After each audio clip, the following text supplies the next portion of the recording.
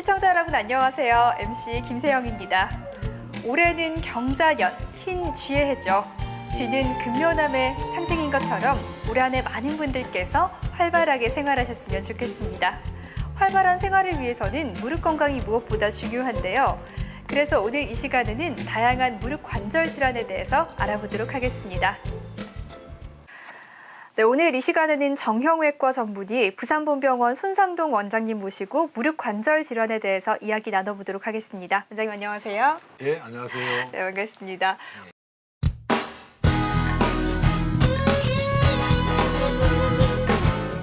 우리가 무릎 관절에 이상이 있다고 하면 부상으로 인한 경우가 많은 것 같은데요. 네. 우리 몸에 관절이 굉장히 많은데 무릎 관절이 특히 부상이 많은 이유가 있을까요? 예, 무릎 관절은 다른 관절에 비해서 불안정한 뼈 구조로 되어 있고 손상받기 쉬운 위치에 있어서 외부로부터 충격에 약합니다. 또한 가만히 서 있어도 무릎에는 체중의 약 2배에 달하는 하중이 전해지게 되는데 격한 스포츠 활동을 하실 때는 약 7배에서 10배에 달하는 하중이 전해지게 됨으로써 무릎에 상당한 무리가 가게 됩니다. 그렇기 때문에 스포츠 활동을 하기 전에는 반드시 발목과 무릎을 충분히 풀어주는 스트레칭을 하는 것이 좋겠고요. 가능하다면 무릎을 보호할 수 있는 장비를 착용하는 것도 도움이 되겠습니다. 네, 그렇군요.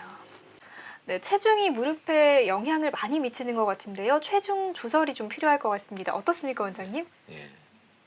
체중이 1kg 줄어들면 무릎 관절에 가해지는 힘은 실제로 약 10배인 10kg 이상이 줄어든다고 합니다. 따라서 체중을 줄이는 것은 무릎 관절염을 예방하는 데는 매우 좋은 영향을 준다고 할 수 있겠습니다. 네. 네, 그러니까 10배 무게가 무릎에 하중을 준다는 게 굉장히 놀라운데요. 체중 조절이 필수라는 생각이 듭니다. 자, 그렇다면 오늘 주제인 무릎 관절 구조에 대해서 설명을 좀 부탁드리겠습니다. 네, 무릎 관절은 신체에서 가장 큰 관절인데요. 무릎의 구조를 알아보면 관절염이나 여러 가지 무릎 질환을 이해하기가 쉽습니다. 네.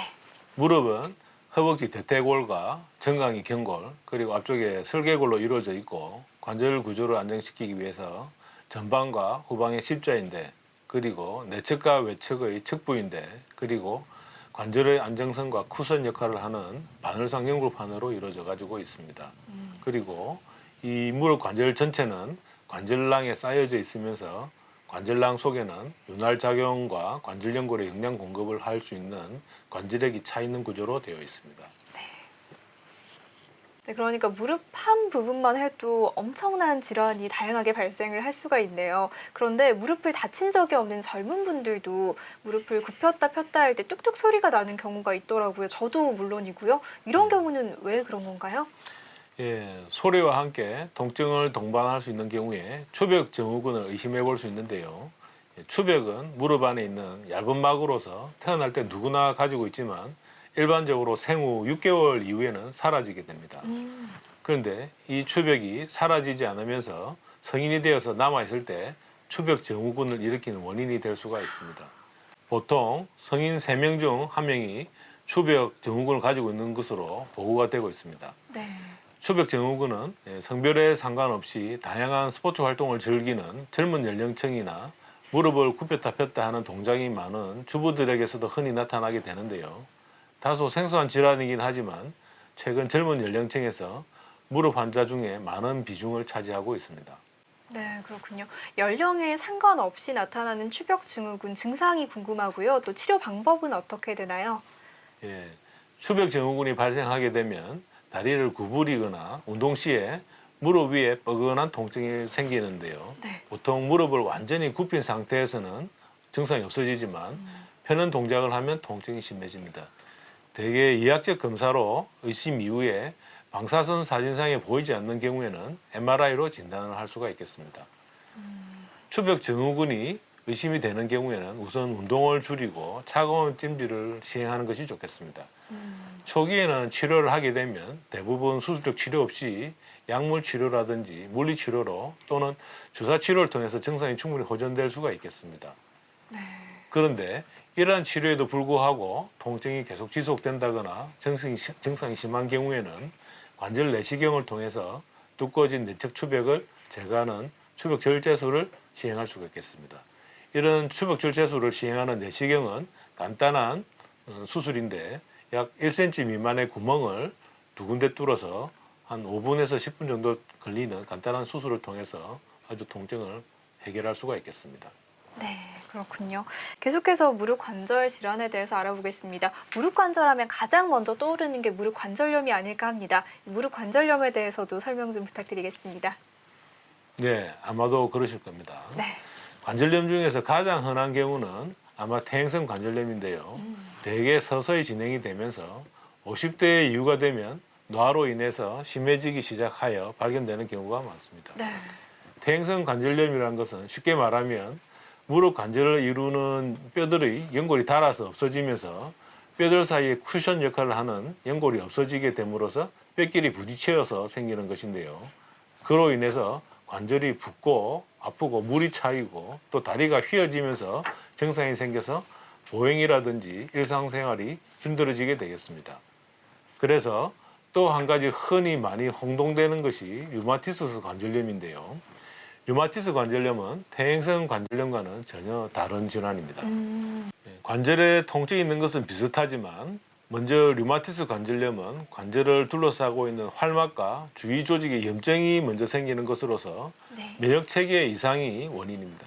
흔히 퇴행성 관절염은 연세가 많이 있는 분들에게 생기는 반면에 류마티스 관절염은 젊은 여성층에서 더 많이 발생할 수가 있겠습니다. 중요한 것은 류마티스 관절염을 적절히 치료하지 않을 경우에는 연골이라든지 주위 조직에 손상이 되어서 관절마디가 휘어지거나 굳어질 수가 있겠습니다. 또한 체중 감소라든지 피로감 등 신체 전반에 이상이 올 수 있음으로써 적절한 약물 치료 등을 받으셔야 되겠습니다.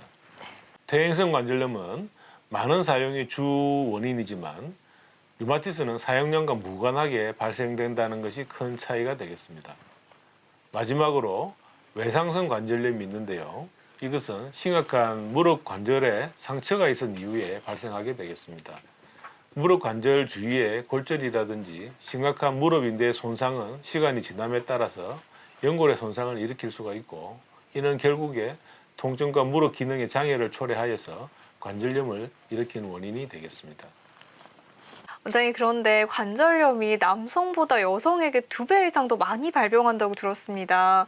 좀 여성의 입장에서 굉장히 좀 안타까운 소식인데요. 이게 이유가 있나요? 예, 관절염은 남성에 비해서 여성의 발병률이 2배 이상 높은데요. 그 이유는 폐경 등의 영향으로 인해서 여성이 남성보다 관절염이 10년 정도 먼저 시작하게 되고 연골의 마모 속도가 남성보다 빠르기 때문인데요. 특히 여성들이 무릎을 굽힌 채로 하는 가사 활동이나 쪼그려 앉아서 일하는 자세들이 관절염을 일으키는 중요한 유해 요소가 되겠습니다. 무릎을 굽혔다 폈다 하면서 가사 활동을 많이 하셔서 여성들이 좀 남성보다는 관절염이 2배 이상 많다라고 보신다는 말씀이시죠? 그렇죠. 그래서 퇴행성 관절염은 대부분 노년 여성에게 대략 25% 정도 발생하게 되고 류마티스 관절염은 여성의 약 3% 정도에서 발생하는 것으로 파악되고 있습니다. 네. 원장님, 그런데 관절염의 정확한 치료를 위해서 꼭 필요한 게 있다면서요? 뭘까요? 네, 무릎 관절염의 진단에서 가장 중요한 것은 환자의 임상 증상과 의사의 진찰 소견인데요. 환자분은 병원을 내원한 당시에 무릎 관절 내측에 국소적인 통증을 호소하게 됩니다. 이때 의사가 진찰을 해보면 내측 부위에 국소적인 압통이 관찰되고 부종 소견을 관찰할 수가 있습니다. 이런 증상이 관찰될 때 단순 방사선 검사, 즉 엑스레이로 간편하게 퇴행성 관절염을 진단할 수가 있고요. 좀 더 조기 발견을 하기 위해서는 MRI 검사를 통해서 퇴행성 관절염을 조기 진단할 수가 있겠습니다. MRI 검사는 관절 내 연골과 연골판 그리고 각종 인대의 모양이나 이상 여부를 알 수가 있는데요. 화면에 보이는 왼쪽 소견은 정상 MRI 소견이고 오른쪽에 보이는 것은 연골의 결손이 있는 MRI 소견이 되겠습니다. 네. 종종 환자분들이 빠르게 통증만 없애려고 한다거나 비용적인 부담 때문에 정밀 검사를 하지 않고 치료만 하는 경우가 있는데요. 이런 경우에는 정확한 진단이 없기 때문에 통증 치료만 하게 되어서 그에 따라서 계속 아프다거나 통증이 재발한다거나 장기간의 약물 복용으로 인해서 위장 질환이 발생할 수도 있겠습니다. 또한 필요 이상의 통증 주사 치료로 인해서 내 몸에서 보내주는 초기 통증 신호를 무시하게 되면 오히려 더 심해진 상태로 내원하는 경우도 많기 때문에 주의가 필요하게 되겠습니다.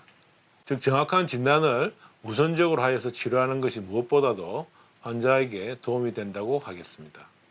그러니까 정확한 치료를 위해서는 정확한 진단이 필요하다는 말씀이시네요. 예, 그렇죠.